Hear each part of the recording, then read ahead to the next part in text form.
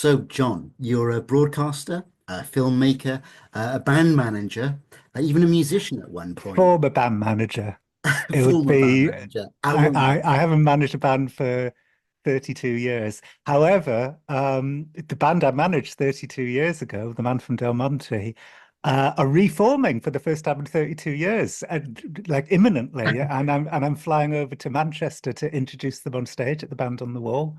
You heard it here first. Yeah. It's Well, here and Substack. it's as a writer though that you first came to attention. So, was it writing and a love of English that kind of always that kind of took you along the line that you're at now, or was it some a love that you inherited from your parents, maybe?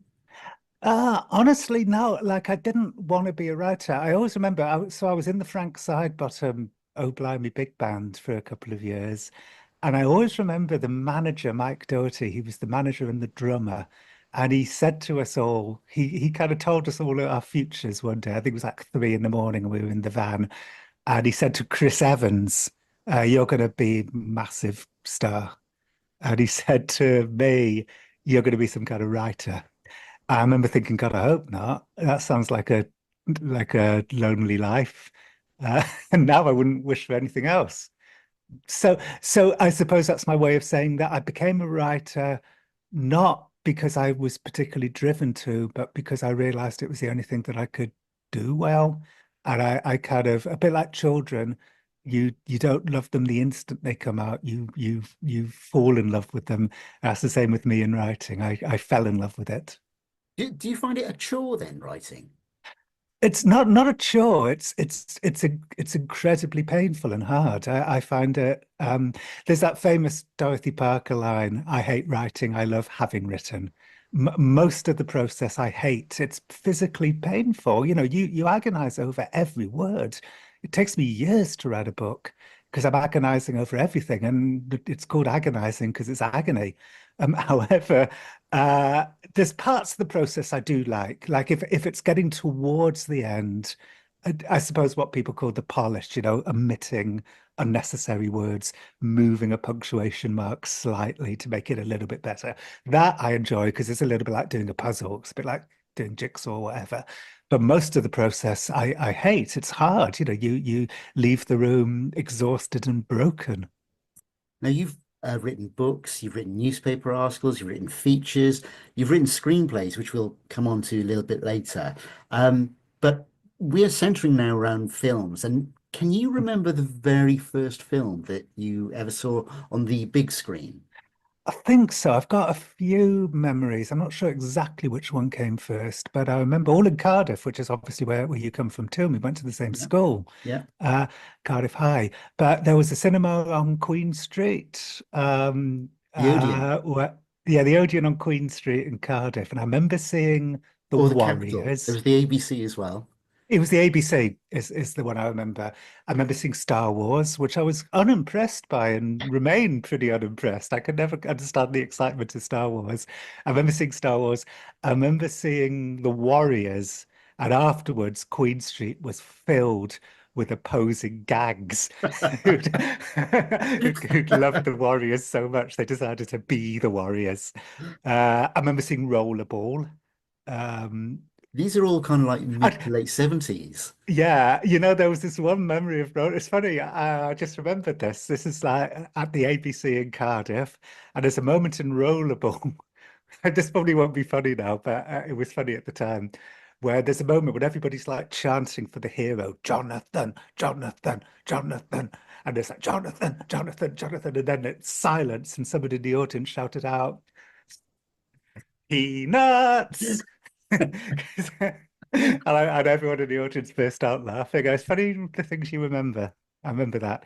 I also remember seeing Butch Cassidy and the Sundance Kid, which had more of an impact, I think, on me than any of those other films because of that final Final shot. moment, which was just one of the most devastating things the young me had ever experienced. Yeah, yeah. I mean, it is The quite a freeze frame. that freeze frame, and it's kind of been so imitated over the years. Yeah. But It it's killed me, that freeze frame. It was just horror, existential horror. so the when you left school, the inimitable Cardiff High School, can you remember your English teachers from that? Oh yeah, Mrs. Moore. Ah, not Mrs. Watson. No, it was Mrs. Moore, and then the drama teacher, so similar, was Mr. Palmer. Mr. Palmer, the late Mr. Yeah. Palmer. Oh yeah, well, yeah. Mrs. Moore was always, I remember like after I became successful, somebody, probably my mother told me that Mrs. Moore was like kind of talking about how proud she was of me. I never thought anyone at Cardiff High was had particularly fond feelings about me. So it was nice to hear Mrs. Moore saying that she was proud. She probably regarded you as her one success, I would imagine. Well, who else came out of Cardiff High? A few people came out of Cardiff High. John Humphreys did, I think. John Humphreys. I had a conversation with John Humphreys about Cardiff High once. Oh, right. He did not like, he talked about Cardiff High the same way he talked about corrupt politicians, like a darkness. I think he might have been sort of slightly before us. And it was a different building too. Different building, different location, I think. Yeah. So, but anyway, so after you'd left school, going into sort of the late 80s, as you say, you'd played keyboards for the Oh Blimey Big Band Mhm. with Chris Seavey, I think that's how it's pronounced. Who Yes. played Frank Sidebottom, his alter ego. Now, I don't recall him ever appearing outside of that persona, certainly not with his papier-mâché head off. What are your memories of Chris? Um, I have a lot of memories of him. My first memory was the look of pain on his face when he took the head off, because he'd be in that head for a long time. And not only was he in that big fake head, he also had a nose clip on to give him the Yes. voice and the voice, hello. And he would like demurely turn away from us to take the nose peg off. It was like a sort of woman undressing. Yeah. And I remember a sort of flash of pain as because the nose peg will have like dug into his nose, causing him physical pain. So I remember that about him.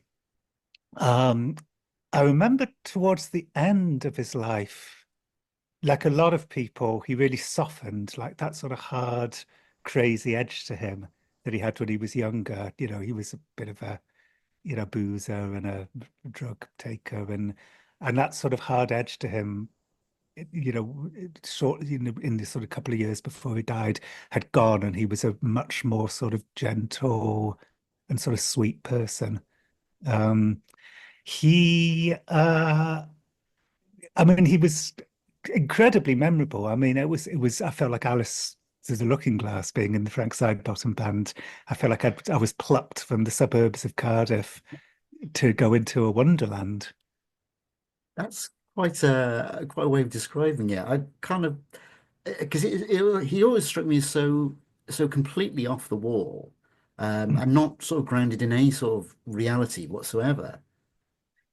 Yeah, I mean, true. He was a very unique, um, just he sort of made me fall in love with the idea of outsider artists. So, he introduced me to a world of people like him, like Daniel Johnson, I suppose, and the Shags and Tiny Tim, and All right. these people who were just too odd to ever make it in the mainstream. Uh, that brings me another memory of years ago. You can't really say this about us anymore, but I remember I was at an award ceremony which I lost. It was a radio awards, and I lost. I always lost. I was always the bridesmaid. I went outside for a cigarette back when I still smoked, and Adam Buxton was there, Oh, and he had just lost as well. The Adam and Joe show. This is how long it was ago. And he said, John, what you got to realize, you and me, he said, we're marginal. The people we like are marginal. And we are marginal. And this is why we don't win, because we're marginal. Now, I yeah. guess neither of us are marginal anymore, but there was something very nice about that. And I kind of, I think that's why I love Frank Sidebottom so much too. Like we're marginal. So when you really got into sort of writing, I think you started writing off for Timed Out. Is that right? With and it was Yeah, When I left Cardiff, I went to college, Central London Polytechnic, and I started writing for the college magazine, McGarrel. And then I was very driven. I sent some of my McGarrel articles to this magazine at the time called The Sunday Correspondent, which I was a huge fan of, and Time Out and The Guardian. Actually, it was a Young Guardian. It was like Guardian for kids. It was actually called Young Guardian. And yeah, my stuff in the college magazine was good enough to get me. Oh, and Smash Hits as well. I sent it to Smash Hits. Oh, really? And yeah, so I started working for them, Smash Hits, Sunday Correspondent. Well, Uh, the reason why I bring up Time Out is that I think you started writing a series called Club to Class, where you were kind of blagging your way into sort of luxury scenarios. Now, mm, um, you've been quite open speaking about this, that back in school you were bullied. You've been very open about that. But do you think that that experience kind of bolstered your confidence to do the stuff that you do now? Because there are scenarios and people that you deal with now, which I can't imagine anyone, being confident. Not anyone to get confident in, but you have to have a degree of confidence and balls to get yourself into those scenarios. yeah. I remember Caitlin Moran interviewed me once years ago, like probably 15, 20 years ago, where she drew that comparison. She said maybe the fact that I was bullied at school was the reason why I want to spend my life with dangerous, frightening people, because I want to try and make sense of the horror by humanizing the horrific people in the same way that, because I left Cardiff High School bewildered by man's inhumanity to man, by which I mean Di Lewis's inhumanity to me. I'm only it's just the first name that came up. There was like there's a lot of people. Um, but so yeah, I think I've said a few times that being bullied at school at Cardiff High is good training for a journalist because it pushes us to the edge of the playground, makes us part of no gang. And that's the perfect place for a journalist to be. A journalist shouldn't be part of any gang. We should be like outsiders looking in, trying to work out why people behave the way that they do. So I've often thought that, being bullied at Cardiff High helped me in that way. But maybe the fact is I was I was a little bit you don't get bullied for absolutely no reason, and I was probably odd, uncomfortable in my own skin. I was not an easy person. I didn't fit in, and though the oddness of me is probably the thing that got me bullied at Cardiff High is probably the same thing that made me successful in later life. But your year was a particularly boisterous one, shall we say? Right. I did have very few people who I could relate to. There was we spoke before that we started recording. Like there was the two people I liked the most at Cardiff High were two people in your year, Lara Bernstein and Rochelle Salomon. And I knew Yeah. them not really because of Cardiff High, but because we were all in Jewish Youth Club together, RSY. And Rochelle and Lara, I always, adored and still adore the memory of them. There was a kid in my year who I was really good friends with, called Dick Johns, who was always the star of the school play, Yeah. and he ended up in the office, and he had a good career. Yeah. So there was one or two people who I felt sort of kindred spirit with, but to be honest, not many. I wouldn't say, but then also, but on the other hand, you'd think that for a pretty rough school, there were some things that didn't exist. So, for instance, a few people came out as gay. I remember one Yeah. girl in my year came out as gay, and one boy came out as gay, and I don't remember them suffering very much, if any, I homophobia. And I never suffered any anti-Semitism. Um, yeah. so there were other things about Cardiff High that were positive, I think. Yeah, I think I know the two people that you mean. I know who came out, and it wasn't really a big deal to anyone, even No, back then. It wasn't a yeah, big no deal. one cared. But And nobody cared that I was Jewish either. And I think a lot of other people probably would have had much worse experiences in that regard. But I definitely was the most bullied person in my year. Like somebody has to be, and it was me. so on to lighter things then. So After after the kind of the club class, you kind of started moving in then to investigating conspiracy theories and sort of left field topics with adventures with extremists. Saw you with Alex Jones, who was a very much different person then to what we know now.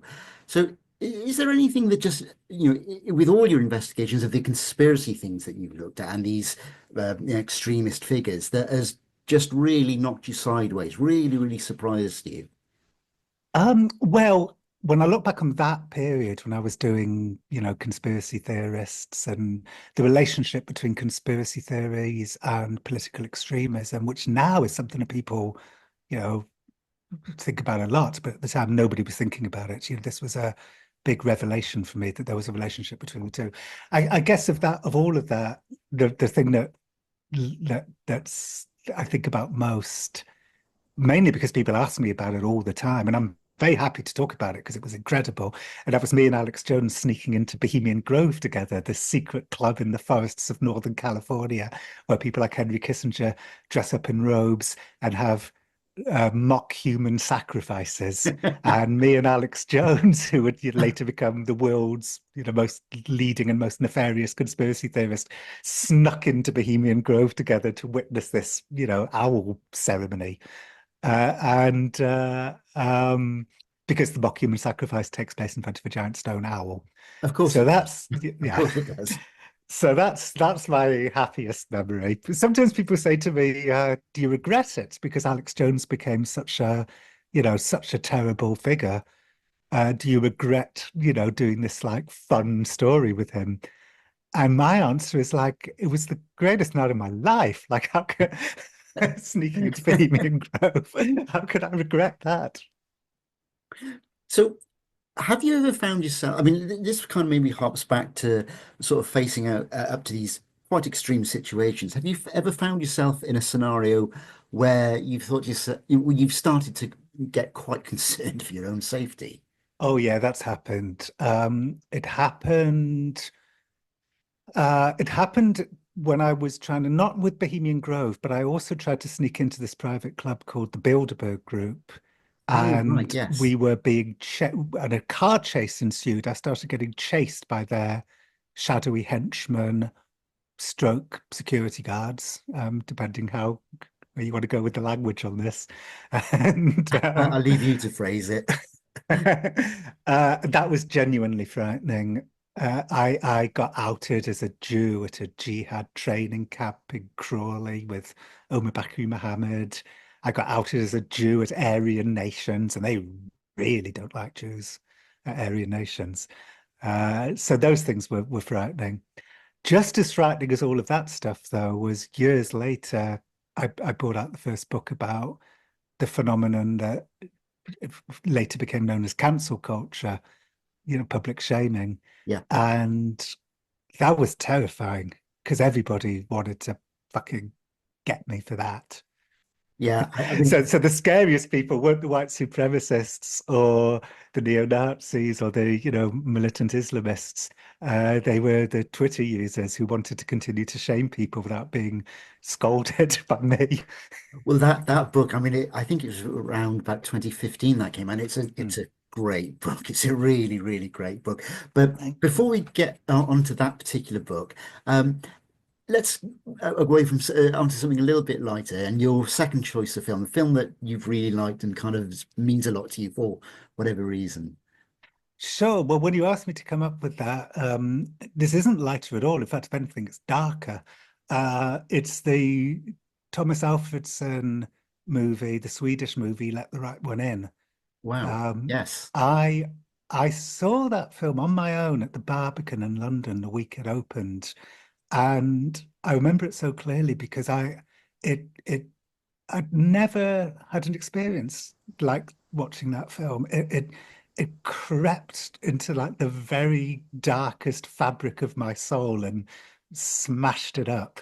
And I know why. And funny enough, I talked to friends about it at the time, and they said it had happened to them too, that they'd had a completely different experience watching that film than any other film they'd ever seen. And I felt the same way. Why though? What was it about that film that? Well, honestly, I hate to say it, but it takes me back to Cardiff High School. Like it's a film about a boy being badly bullied at school, and then a girl, 12-year-old boy, I think approximately, and then a girl.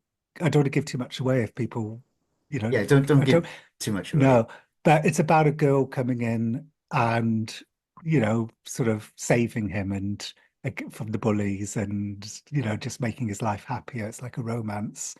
There's an Yeah. awful lot more to the film than that, but I don't want to Yes. say any more because the way that even the genre of the film unfolds is really interesting. So I think it must have like, some people say in therapy they have some enormous moment. And maybe I don't have therapy, so maybe my version of that was seeing like Let the Right One In, because it really prodded at any wound that I still had from Cardiff High School. I'm sure that's the reason why the film impacted me so much. It's also an extraordinary film. I watched it, or most of it, again last night, knowing that we were going to do this interview. And it's a very somber film. It's very Yes. Scandinavian. Yeah. Um, these days, I like a bit more pizzazz. I like my films to be more like Wicked. I kind of wish So one of more them had been Baz painted Luhrmann type of green. film, is it? Yeah, this is a very somber film, but I've got to say it's basically a perfect film. I I was think, wondering actually why you would choose that because um, now you explain it in that way, I can see it now because it's very Scandi noir, very dark, very and it's not a film that I would immediately put as favorite of yours, but I can see it now. yeah, it really did something to my head, that film. I couldn't recommend it higher. It's an extraordinary film. Um, I was at a party once and Thomas Alfredson was there, Oh, and I said, this is such a good show business story. So I said to him, I was introduced to him and I said to him, I think Let the Right One In might be the greatest film I've ever seen. And he was like bowled over. And then Edgar Wright came up to us and said to him, I think Let the Right One In might be the best film I've seen this year. And Thomas Alfredson said, well, John says it's the best film he's ever seen. I remember Edgar really laughing at that. so many of your books have, or several of your books have been made into films. Just going back though to your early books, my understanding was that Adventures with Extremism had been optioned, but Yeah. that doesn't seem to have come to fruition.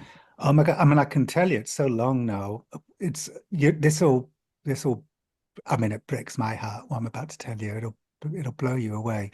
So this was the package. Mike White wrote the screenplay. Yeah, Who obviously went on to do White Lotus, amongst other extraordinary things. One of the great screenwriters of our lifetime.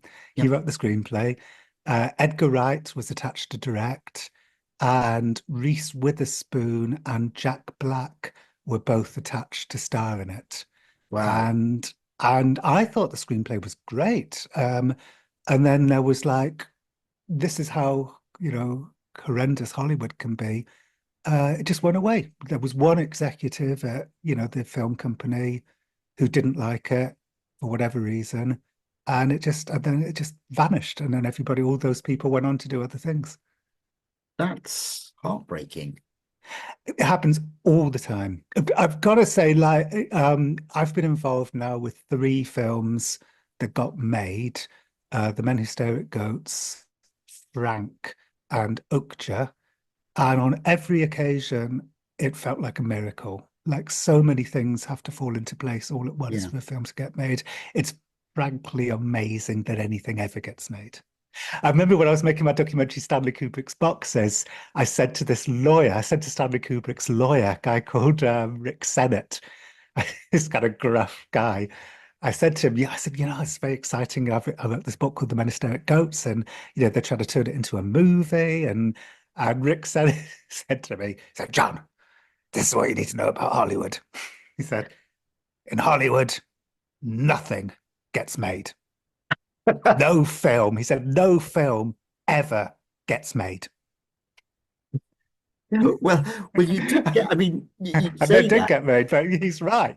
He's right. It's kind of miraculous if something does happen. but then the first book of yours that was made was, I think it was the Menu Stair Goats, Yes. which has a, it's got George Clooney in it. Yeah. Um, Well, that's why it got made. What I've noticed is that this obviously didn't happen with them, because with them there were four people who were, to use Hollywood term, move the needle. That's what they say in Hollywood. Does this person move the needle? And with them, there were four needle movers. There was Reese Witherspoon, Jack Black, Edgar Wright, and Mike White. And it still didn't get made. However, with the three films that did get made, there was one needle mover, and that's the reason ultimately why they got made. And with the Men Stay Goats, it was George Clooney. With Frank, it was Michael Fassbender, and with Okja, it was Bong Joon-ho. So the reason why those films got made was because of those three individuals. So that's how films do get made. yeah. If Well, one person who's really, hot, for want of a better phrase, wants to do it. now those first two films, Frank and The Men Who Stare at Goats, um, both of those have you in them, and you've written the screenplays. I'm just kind of wondering, it must be quite a temptation to write yourself in a much more in a bigger persona. Awesome. Yeah, basically just shy of being a superhero. Well, and funnily enough, I was kind of played by superheroes, because Donald Gleason sort of plays a Yeah, version of me in Frank, and he was in Star Wars, and Ewan McGregor plays a version of me in Wednesday at Goats, and he was in Star Wars. So I've often been played by people with superpowers. Um, I I wasn't involved in writing the screenplay of The Men Who Stare at Goats. That was entirely Peter Strawn, oh, who, right. as we speak, is about to be nominated for his second Oscar. He was nominated for Tinker Tailor Soldier Spy, and he's about to be nominated for Conclave. Um, so Peter's a brilliant screenwriter, and he wrote The Men Who Stare at Goats completely alone. I had nothing to do with the screenplay. And then with Frank, I co-wrote it with Peter. And actually, it was the opposite. It was the I really enjoyed making myself the most loathsome, sort of worm-like, character I could imagine. The John in Frank is the most loathsome character, and it was really fun to do that. I think you're saying that Peter's, we're waiting for the Oscar nominations at the time of recording. I think Peter won a Golden Globe for Conclave. I Yes, think. that's why I'm sure he's going to get Yeah. nominated And for the Oscars. Conclave's quite something as well. But Yeah, Peter's a brilliant. This has been. I used to say, I've said this before, and it's really true. There's been a couple of people in my life where, when they speak, you want to listen to what they have to say. And Adam Curtis is one, and I always thought Peter Strawn was another. what is it about Peter that you find so compelling? He's just well, he's very good at screenwriting, and he was just very good at teaching me how to do it. I think I'm sort of naturally good at nonfiction, narrative nonfiction. That's like I'm pretty sort of just naturally good at that. But I was never good at screenwriting, and I needed coaching. And Peter was just brilliant at coaching. Just the odd thing he would say, it would just always like. Well, I'll give you one example. This isn't by any means the best example, but it's just the first one that came up in my head. So in real life, in the Frank Sidebottom Band, this really won't make any sense to people who haven't seen the movie, but in real life, um, Chris Seavey, the real Frank, wanted to make the band more mainstream. He Yeah. was sick of being marginal, and he wanted to make it more mainstream. But I remember one day when me and Peter were writing the screenplay, Peter said that he said, I think that it would be better if John was the person who wanted to make the band more mainstream, not Frank, because John then becomes this sort of Salieri, I Yes. become this kind of Salieri figure who's like, my desperate, quest for fame ruins everything. Uh, so it should be John who's the ambitious one, not Frank. And I remember when Peter said that to me, I just sort of looked at him, and he said, we're allowed to make things up. I just remember that. Um, so just little things like that were just big moments for me as a writer. Now, you were saying that kind of about the narrative side of things, but and you've mentioned this is the Okja. Now, you co-wrote that with Bong Joon-ho, I think I can never Bong Joon-ho. Bong Joon-ho. Um, Yeah, Bong Joon-ho. We're not going to continue until you say it right. right, okay, Bong Joon-ho. Correct. Great, okay. But yourself and him seem quite an unlikely an alliance. How did all that come up? Just because of Frank. He was a big fan of Frank, of the movie Frank. And there were there's a few English speaking characters in Okja. There's Tilda Swinton's Yeah. character, there's Jake Gyllenhaal's character, and then there's this band of Animal Liberation Front activists. And I think Bong thought that these Animal Liberation Front people who were very not drawn as characters in the first draft, which Bong wrote, uh, could have a sort of vibe of like the band and Frank. Right, Um, okay. so that's why he asked me to, to work on Okja for that reason. And I think I did actually. I think my best contribution to Okja was I did make the Animal Liberation Front characters more sort of fun and silly and more like the band in Frank. So I think I kind of achieved, you know, excuse me, I think I achieved the thing that he most wanted out of me.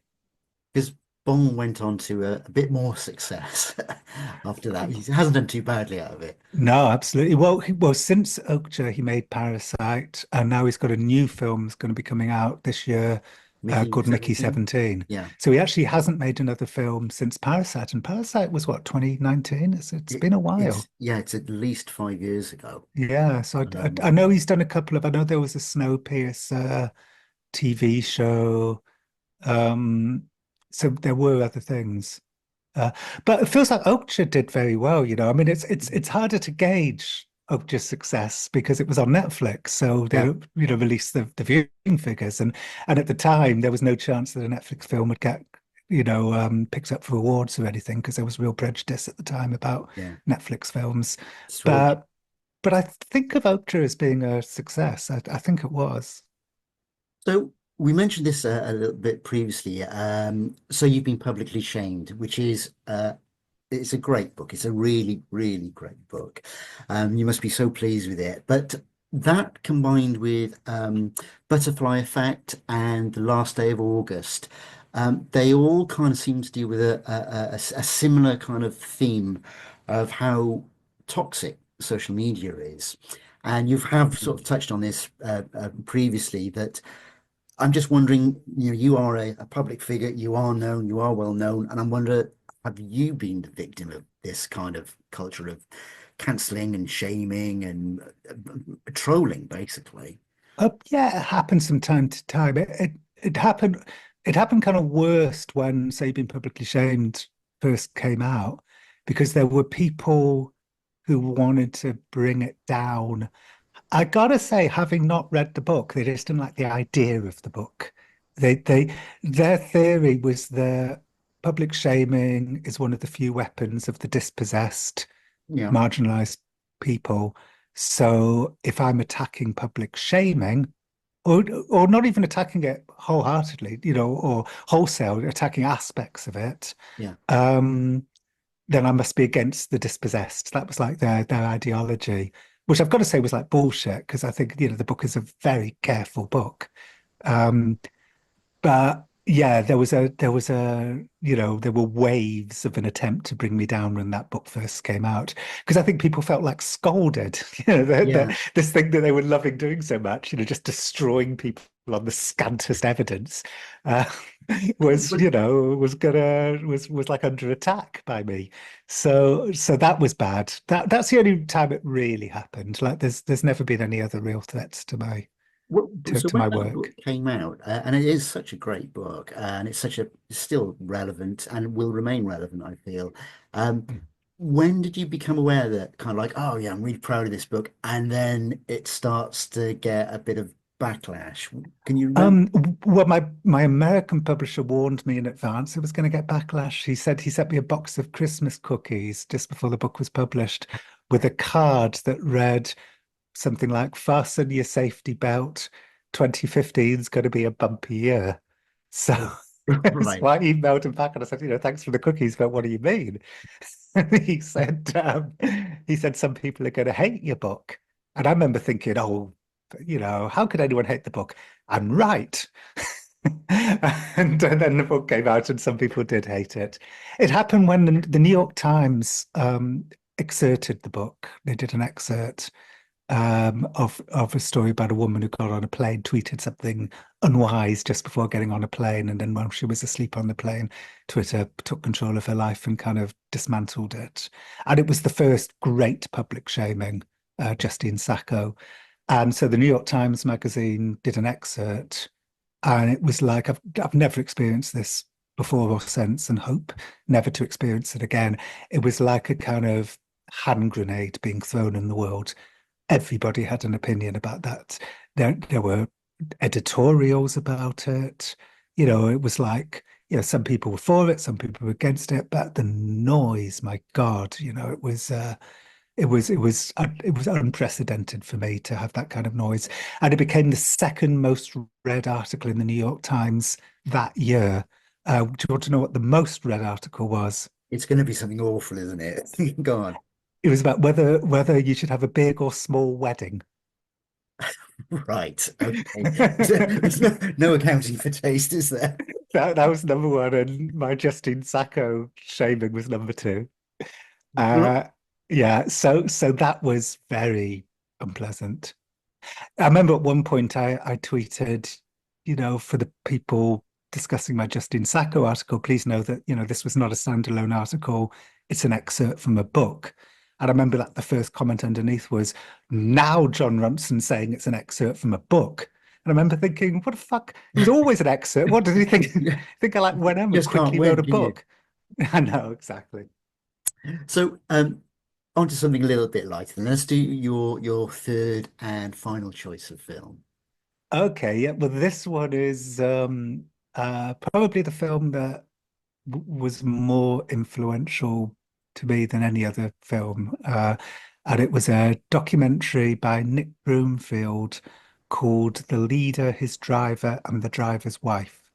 And it was just a very kind of Damascus moment for me. I was at home and living in Manchester at the time and watched this documentary.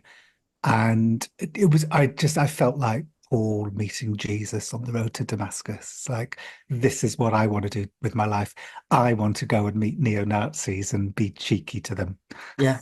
There was something about Nick Boover. I was thinking about this, knowing that we were going to be talking about this. I'd been a big fan of like gonzo journalism growing up, people like Yeah. Hunter S. Thompson and PJ O'Rourke. But even though I was a big fan of them, they were very like showy. Like Hunter S. Thompson's very showy. And what I loved about Nick Broomfield was that he did a kind of form of gonzo journalism that was very like English and polite and quiet and reserved. And that sort of felt much more like my voice. Like I didn't want to be a sort of crazy, wayward lunatic like Hunter S. Thompson, but I did want to have these crazy adventures. And so Nick Broomfield became like a real role model for me I think for that reason. I always found with Hunter S. Thompson and his gonzo journalism that actually with his books, I was far more attracted to Ralph Steadman's illustrations than I was Well, the writer. Ralph Steadman is a great illustrator in those Yeah. books. I just loved, I loved the idea of a journalist. I don't know if it was ego or what, but I just loved the idea of non-fiction writers being a part of the story. And there was something just so mythological about Hunter Thompson and PJ O'Rourke and also Joan Didion and Joe Esterhaus and Tom Wolfe and George Plimpton. There was a bunch of them doing it at the same time. Gay Talese. Um, and they were just my heroes, when I was, at Cardiff High, they were my heroes. Well, yourself and Louis Theroux seem to be natural heirs to Nick Broomfield's throne, if you like. Um, now, with yourself, my understanding is there's a little bit of animosity between yourself and Louis Oh, not recent years anymore. ago, but There it was, resolved. there isn't now. What, Very what, resolved. but what started all that, and how did it resolve itself? Um, it started, I guess, because well, we were very competitive. We were doing, our voices were so similar, like the way we wanted to tell stories. We occupied the same area so much. I think it's kind of, I think inevitable that we would have ended up, being competitive and considering ourselves sort of nemesis because we just. I remember Mark Lawson in The Guardian wrote an article that basically said, what a bit, once in a while society throws up two identical people. And this generation, the two identical people are Louis Theroux and Jon Ronson. And then Louis started, becoming more successful than me. So that was obviously eating me up. And so that was part of it. But Louis was competitive towards me too. And um we were we were very competitive. And what resolved it was, well, firstly, I just, matured my way out of that destructive thought spiral. But I think, it was when my book then was published. Louis is just a master. He's a master at lots of things, but one of the things he's a master at is being in the moment. Like he's in a very stressful situation surrounded by Nazis, and he says the most perfect, funny, surprising thing. And he's brilliant at it. And he says it in such a funny way. He's got that sort of, incredible quick brain. Um, and I guess I always slightly felt, he's so good at that, and it sort of slightly eats me up that I'm not quite, I have my moments in Yeah. documentaries, but I'll never be as good as Louis at that. But then when I wrote them, I realized, well, I'm really good at writing these books, and now I don't need to feel Yeah. competitive with Louis anymore because I'm just really good at this. So I guess that's the reason why our competitiveness sort of ended. I know you've kind of done a podcast together some time ago, but is beyond that, have you ever thought of collaborating on a project? Well, I tell you one thing that me and Louis have done three times now. I've had him as a mystery guest in a live show. So Yeah. most recently, I did a show at the Cambridge Theatre in London, Psychopath Night. There's going to be some more Psychopath Nights at the end of this year. Um, and at the Cambridge Theatre, I had my usual mystery guests. And then at the end, I brought on Louis as a third mystery guest. And we've done that three times now. I've had Louis on as a mystery guest. And we always work on together really well on stage. If we ever wanted to do like, I would do that with Louis as many times as he wanted. I think we bounce off each other very well. I play clips of his things, we discuss them. People loved it. I mean, the audience loved the screams when I introduced him. People couldn't believe it. Um, so I do that. Um, I can't imagine us collaborating in any other way though, because we'd be stepping on each other's toes. We're both storytellers. Well, your stage tours, you've been prolific with the stage tours that you've done over the years. You've also even done a TED Talk. Now, Two, TED Talks rather, but I can imagine two, those are especially terrifying, terrifying. Yeah, terrifying. Especially the first one. There was Bill Gates in the audience. There was yeah, Matt Groening, David Byrne. You're standing on stage and you're just thinking, I'm being looked at by Matt Groening and David Byrne. yeah. Uh, it was horrific. And also people kept on saying to me, like, if you don't fuck this up, this could change your life. What's the most surprising thing that's happened to you in the tours that you've done with your books? And Um, I really love, I always try and do, I always try and make my tours almost like kind of variety shows. Like I'm not just some author reading from their book. I have yeah, mystery guests and um, film clips and so on. And there's one mystery guest. I'm not going to say who it is because there'll be lots of people, who don't know still. And I'm doing some more shows in the autumn, and I want him to be the mystery guest, one of the mystery guests then too. But there was this particularly mystery guest who was a big news figure in the 1990s. He was a huge, you know, um, figure in the news back then, and he was brilliant. And he stole the show so many times. okay. So then finally, we've spoken about Cardiff, our beloved Cardiff, great city. we're both well, I live in London. You did university in London. You're now living in New York, and I believe you've taken citizenship over Yes. there as well. What instigated that? Why have you done that?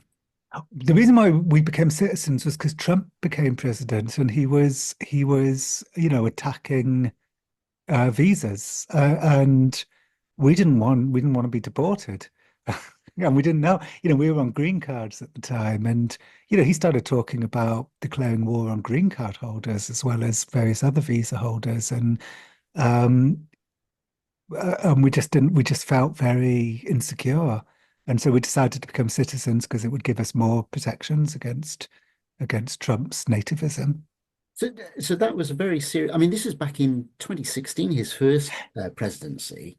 Yeah, I got my citizenship on March the 13th, 2020. And you know what else happened on March the 13th, 2020? You're going to shock me. Lockdown. I Yes. was the last, our little group was the last people to become American citizens for a number of years. Um, My yeah. memory of that particular date was getting lots of emails from PRs, film PRs, saying there was a big multimedia screening on that particular night, and they just and everything was shutting down very, very quickly over a matter of hours, and that everyone got inundated with emails saying it's off, it's now happening, it's delayed, we don't know what's happening, don't come into London. Right. Well, I was waiting for the email to say the citizenship ceremony's been cancelled, and it wasn't. And so I was agonizing, like, because it was 200 people packed in a small room, Yeah. the day of lockdown. But I never got COVID. I didn't get COVID. I actually only got COVID this time last year, 2024. So Um, you've done so much. You've got such a prolific career, John. There can't be much left that you haven't done. Is there anything left that you would really like to do? I want to keep writing books, and more podcasts. I basically just want to carry on doing what I'm doing. Uh, Someone said to me the other day, do you want your new book to be better than all of your old books? And I was like, no, I want my new book to be as good as my other books. Like all my ambition is to just keep being as good as I have been. And for that, and I reckon I've got another, 15, 20 years left, hopefully, of productivity. Well, there's And no, you're in a career where there potentially is no end to it, really, is there? Well, especially at the BBC, I was, I've done 2 seasons of this podcast for the BBC called Things Fell Apart, and I got to say, part of the reason is because the BBC are cool with old people. So if I want to keep working when I'm in my 70s, there's probably not that many places that will have me. But if they're going to have Melvin Bragg at the age of 105, they're going to have me. So so that's one reason why I love the BBC. And well, as an ex-BBC employee myself, and I do very much miss Television Centre a lot, Mm. since they changed it to what it is now. But it's a great show. Soho House. Yeah, Soho It's House, yeah. all I, the I agree with you. I mean, you worked at TV Centre, yeah, yeah, God, yeah. home of multicolored swap shop and Top of the Pops, and Yeah. Well, t I think I was there this past week actually, and it's only of the 8 major studios, they've only got TC 1, 2, and 3 remain. 4, 5, 6, 7, and 8 have gone. The new mm, Spur is a business entity. There's the penthouse on the top. There's the Soho Hotel, or yeah, Soho Hotel. so Um, and I get quite upset to be honest when I go past yeah, them. I agree with you. TV Centre for people of our age and who clearly had the same ambitions we had to be involved in the media, TV Centre was like it's Mecca. Yeah, yeah, absolutely, Yeah. absolutely. Yeah, it was a very, very happy period of my life working there. Very happy period of my life. I only Anyway, briefly worked there. I did this show really when I was really young called The Ronson Mission, and for a little while we had an office at Television Centre, and yeah, I always pinched myself. I mean, the people, the people who've been through those gates, yeah, yeah, Bowie, the Beatles, just the things that also Jimmy Savile. Yes. Um, Yeah, Hugh Edwards. uh, yeah, yeah. So it's not all wine and roses, but nonetheless, there was something so magical. I mean, every Saturday morning, multicolored swap shop. Yeah. But To I was so to always a be able, Tiswas kid. I was a Tiswas right? boy. Yes, I mean me too. But nonetheless, TV Yeah. Centre, Top of the Pops. I mean, it was, Thursday nights to sit down in front of Top of the Pops, and then to suddenly find that you've been allowed access into that building. Yeah. My God. And the stories of the bar on on the fourth floor of Legion, but those are stories not to be told now. John, it's been an Right. absolute pleasure talking to you. It's been so nice talking to you, and just thank you so much for your time. Thank you. Oh, my pleasure. Well, thank you. Thank you for being interested.